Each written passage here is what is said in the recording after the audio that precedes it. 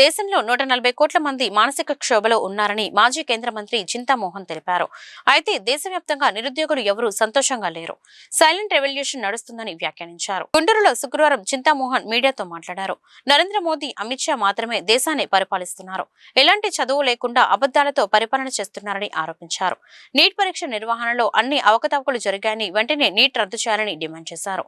అదేవిధంగా నీట్ రద్దు చేస్తూ అసెంబ్లీలో తీర్మానం చేయాలని చెప్పారు. 30 ఏళ్ల నుంచి ఆంధ్రప్రదేశ్ ను వైఎస్ రాజశేఖర రెడ్డి, చంద్రబాబు కుటుంబాలు మాత్రమే పరిపాలన చేస్తున్నారని తెలిపారు. ఏ నిరుద్యోగి సంతోషంగా లేడు, క్షోభలో ఉన్నాడు, కన్నీటితో ఉన్నాడు, ఆవేశంతో ఉన్నాడు. విద్యార్థుల పరిస్థితి నిన్న జైపూర్లో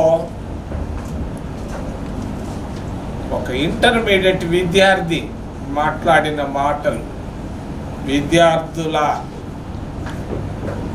మనోభావాలు బాగా అర్థమవుతున్నాయి. మరి నిరుపేదలు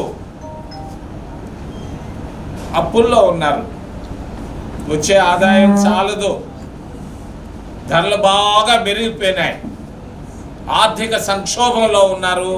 ఆ భారతదేశంలో ఉన్నటువంటి అన్ని కుటుంబాలు 90%. ఇద్దరు పరిపాలిస్తున్నారు దేశాన్ని, నరేంద్ర మోడీ, అమిత్ షాలు.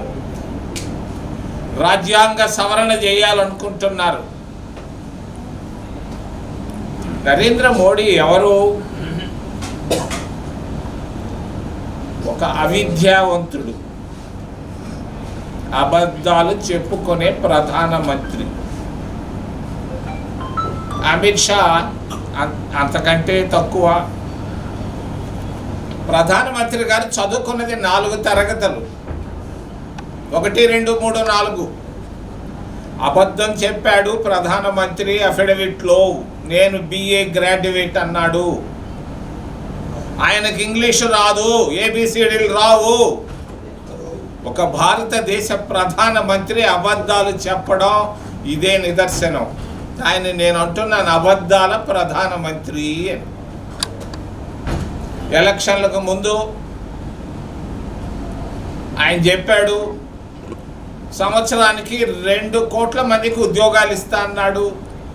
12 సంవత్సరాలు దాటిపోయింది, 24 కోట్ల మందికి ఉద్యోగాలు ఇవ్వాలి. అబద్ధం చెప్పి అధికారంలోకి వచ్చాడు. ప్రతి ఇంటికి 10 లక్షల రూపాయలు ఇస్తా అన్నాడు, 10 నయా పైసలు ఇవ్వలేకపోయాడు.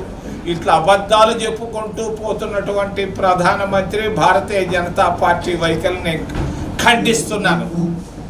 మొన్న జరిగినటువంటి నీట్ ఎగ్జామ్, దాంట్లో అన్ని పొరపాట్లే.